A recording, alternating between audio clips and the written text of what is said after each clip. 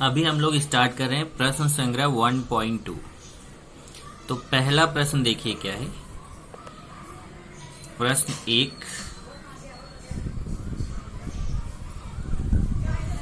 नीचे दी गई सारणी में संख्या रेखा पर स्थित बिंदुओं के निर्देशांक दिए गए हैं। सारणी के आधार पर बताइए कि दिए गए रेखाखंड सर्वांग सम हैं या नहीं। तो देखिए ये एक सारणी दी गई है जिसमें भिन्न भिन्न बिंदु दिए गए हैं। बिंदु ए, बी, सी, डी, ई, ऐसे 5 बिंदु दिए गए हैं और इन बिंदुओं का निर्देशांक दिया है। बिंदु ए का निर्देशांक कितना है -3, बिंदु बी का निर्देशांक कितना है 5, बिंदु सी का निर्देशांक कितना है 2, बिंदु डी का निर्देशांक कितना है -7, बिंदु ई का निर्देशांक कितना है 9। तो ये बिंदुओं के निर्देशांक दिए गए हैं और वो बोल रहे हैं कि यहाँ पे कुछ क्वेश्चंस दिए हैं, जैसे फर्स्ट, सेकंड, थर्ड, ऐसे 3 क्वेश्चन दिए गए हैं और इन 3 क्वेश्चन में सब में 2-2 रेखाएं, 2-2 रेखा खंड दिए गए हैं। ये देखिए इसमें भी रेख डी और रेख ए बी, ऐसा 2 रेखा खंड दिया गया। इसमें भी 2 दिया है BC और AD, इसमें भी 2 दिया है BE और AD। तो बोल रहा है कि ये जो रेखाखंड दिए गए हैं आपको दिखाना है कि क्या ये रेखाखंड सर्वांगसम है। फिर से देखिए, सारणी के आधार पर बताइए कि दिए गए रेखाखंड सर्वांगसम हैं या नहीं। मतलब जो 2 रेखाखंड दिए गए हैं वो दोनों सर्वांगसम हैं कि सर्वांगसम नहीं है, ये हमें पता करना। तो चलिए देखते हैं। सबसे पहले हम पहला क्वेश्चन में आपको ध्यान से, अगर आप पहला क्वेश्चन समझ लिए ना तो वैसे ही दूसरा है, वैसे ही तीसरा है। तीनों क्वेश्चन एक जैसे हैं, इसलिए ध्यान से पहला क्वेश्चन समझिए। इसमें रेख DE और रेख AB, ऐसा 2 रेख बोल रहा है और आपको बताना है क्या रेख DE और रेख AB दोनों सर्वांगसम है, ये हमें पता करना है। तो हम क्या करेंगे, पहले रेख DE की लंबाई निकाल लेंगे, फिर रेख AB की लंबाई निकालेंगे। अगर दोनों की लंबाई समान आ गई तो फिर सर्वांगसम है, अगर दोनों की लंबाई समान नहीं आएगी तो सर्वांगसम नहीं है। सर्वांगसम रेखाखंड का मतलब क्या होता है आपको बताया था, इसके पहले के लेक्चर में आपने पढ़ा था। देखिए सर्वांगसम रेखाखंड, यदि 2 रेखाखंडों की लंबाई समान हो तो उसे सर्वांगसम रेखाखंड कहते हैं। जैसे अगर AB 5 सेमी है और अगर PQ भी 5 सेमी है तो AB और PQ दोनों की लंबाई 5 सेमी है, इसलिए AB वह PQ के बराबर होगा या AB PQ के सर्वांगसम होगा। तो सर्वांगसम होने के लिए क्या समान होना चाहिए, उनकी लंबाई समान होनी चाहिए। तो सबसे पहले हम उनकी लंबाई निकालेंगे। जरा देखिए, पहले मैं DE की लंबाई निकालूंगा। रेख DE बराबर, तो रेख DE बराबर मतलब रेख DE की लंबाई निकालना है ये, और यहाँ पे हम लंबाई और दूरी दोनों एक ही होगा। जैसे मुझे A और B के बीच की दूरी निकालना है या A और B की लंबाई निकालना है, तो दोनों का मतलब एक ही हुआ, मतलब ये लंबाई। तो हम दूरी का सूत्र लगा सकते हैं अगर हमें निर्देशांक पता है तो निर्देशांक हमें पता ही है बिंदु का। तो सबसे पहले मैं DE निकालने जा रहा हूँ। सूत्र हमारा क्या है, बड़ा निर्देशांक माइनस छोटा निर्देशांक। ये आप पहले ही कर चुके हैं। अब हमें देखना है इसमें कौन कौन से बिंदु है। बिंदु D है और E है। चलिए देखते हैं। बिंदु D, बिंदु E। बिंदु D का निर्देशांक -7 है, बिंदु E का निर्देशांक 9 है। देख लीजिए कौन कौन सा बिंदु है। DE निकाल रहे हैं तो D और E देखना है। तो D का -7 निर्देशांक है, E का 9। अब इन दोनों निर्देशांकों में देखना है कौन सा बड़ा है, उसको पहले लिखेंगे, जो छोटा है उसको बाद में। तो बड़ा कौन है, 9 बड़ा है।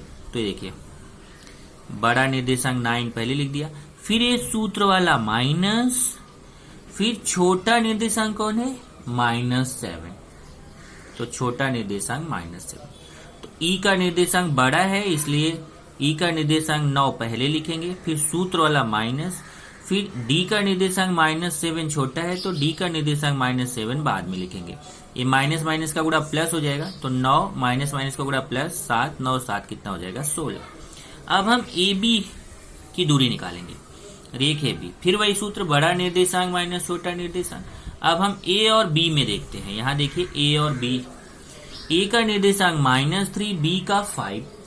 तो बड़ा कौन है, B का निर्देशांक 5 बड़ा है, ए का निर्देशांक -3 छोटा है, तो बड़े वाले को पहले लिखेंगे, छोटे वाले को बाद में। तो पहले लिखेंगे 5, ये देखिए बड़ा निर्देशांक 5, फिर ये सूत्र वाला माइनस, फिर छोटा निर्देशांक -3, तो छोटा निर्देशांक -3, तो बड़ा निर्देशांक 5, ये सूत्र वाला माइनस और छोटा निर्देशांक -3। क्योंकि ये दो आपको बताया था, जब ऐसे दो माइनस एक साथ आते हैं तो दूसरे वाले में ब्रैकेट लग जाता है, तो ये दो माइनस साथ में आ रहा है, इसलिए दूसरे वाले में ब्रैकेट। ये 5 माइनस माइनस का गुणा +3, 5 और 3 8। अब देखिए डी का मान 16 आ गया, ए बी का मान 8 आ गया। क्या दोनों की लंबाई समान आई? डी की लंबाई 16 और ए बी की 8, दोनों की लंबाई समान नहीं है। यहाँ रेखा डी या रेखा ए बी के सर्वांग सम नहीं है, क्योंकि इनकी लंबाई समान नहीं है। तो अगर लंबाई समान नहीं आई, इसका डी का 16 आ गया, ए बी का 8, इसका मतलब डीई और ए बी, रेख डीई और रेख ए बी सर्वांग सम नहीं है। चलिए दूसरा देखते हैं। अब हमें क्या निकालना है? बीसी और एडी निकालना है। तो पहले हम देखेंगे कि यहाँ पे बीसी और एडी दोनों की लंबाई हम निकालेंगे। चलिए क्या क्या निकालना है? बीसी और एडी। तो पहले हम बीसी निकाल रहे हैं, तो सूत्र वही है, बीसी के सूत्र सब में वही लगाना, बड़ा निर्देशांक माइनस छोटा निर्देशांक। अब हम बी और सी देखेंगे। बी और सी में बी बड़ा है, सी छोटा है, तो बड़ा माइनस छोटा, तो 5 - 2 हो जाएगा। तो कितना आएगा? 5 में से 2 गया 3। फिर निकालेंगे बीसी के साथ कौन है? एडी। एडी निकालेंगे, फिर वही सूत्र। अब ए और डी में देखते हैं कौन बड़ा है कौन छोटा है। देखिए ए और डी, तो -3 और -7। ए का निर्देशांक -3 है, डी का -7 है, तो -3 और -7 में देखना है कौन बड़ा है। तो आप जानते हैं कि माइनस वाली संख्या अगर रहती है तो जो छोटी दिखती है वास्तव में वो बड़ी होती है। तो -3 और -7 में बड़ा कौन है? -3। तो -3 को पहले लिखेंगे, -7 को बाद में लिखेंगे। ये देखिए बड़ा -3, फिर सूत्र वाला माइनस, छोटा निर्देशांक -7। ये -3 ऐसे लिखेंगे, इधर माइनस माइनस का गुणा प्लस हो जाएगा 7। माइनस प्लस घटता है बड़ी संख्या का चिन्ह, 7 में से 3 गया 4, और बड़ी संख्या के सामने प्लस है तो यहाँ प्लस छिपा हुआ है। तो अब देखते हैं बीसी की लंबाई आ गई 3, एडी की लंबाई आ गई 4। क्या दोनों लंबाई समान आई? समान नहीं आई, इसका मतलब बीसी एडी के सर्वांग सम नहीं है। तो यहाँ रेख बीसी या रेख एडी के सर्वांग सम नहीं है। अब तीसरा निकालते हैं। तीसरा क्या क्या है? रेख बीई तथा रेख एडी, ये दो रेख निकालना, रेख बीई तथा रेख एडी। चलिए देखते हैं। पहले रेख बीई निकालेंगे। तो रेख बी निकालना वही सूत्र, बड़ा निर्देशांक माइनस छोटा निर्देशांक। तो अब इसमें कौन कौन सा बिंदु है? बी है और ई है। तो चलिए देखते हैं बी और ई। इधर बी इधर ई, तो बी 5 है, ई 9 है, तो बड़ा कौन है? ई 9 बड़ा है, बी 5 छोटा है। तो 9 पहले लिखेंगे, 5 बाद में लिखेंगे। इधर देखिए 9 पहले लिख दिया, 5 बाद में। तो बड़ा निर्देशांक 9, बीच सूत्र वाला माइनस, छोटा निर्देशांक 5। 9 में से 5 गया 4। और उसके बाद दूसरा क्या निकालना है? दूसरा निकालना है एडी। एडी में यहाँ पहले ही निकाल चुका हूं तो दोबारा नहीं निकालूंगा। एडी का मान कितना आया है? 4। तो यहाँ मैंने डायरेक्ट लिख दिया रेख एडी बराबर 4। प्रश्न 2 से, प्रश्न 2 में एडी 4 निकाले हैं तो दोबारा क्यों निकालने का? तो प्रश्न 2 से यहाँ ब्रैकेट में लिख दिया एडी बराबर 4। अब देखिए बी का मान भी 4 आ गया, एडी का मान भी 4 आ गया, तो दोनों की लंबाई समान आ गई, इसलिए बीई और एडी दोनों सर्वांग सम है। तो यहां हमने देखा कि डी की लंबाई 16, एबी की लंबाई 8 आई, दोनों लंबाई समान नहीं आई, इसलिए रेख डीई और रेख एबी सर्वांग सम नहीं है। दूसरे क्वेश्चन में रेख बीसी का मान 3 आया, रेख एडी का मान 4 आया, दोनों की लंबाई समान नहीं आई, इसलिए रेख बीसी या रेख एडी के सर्वांग सम नहीं है।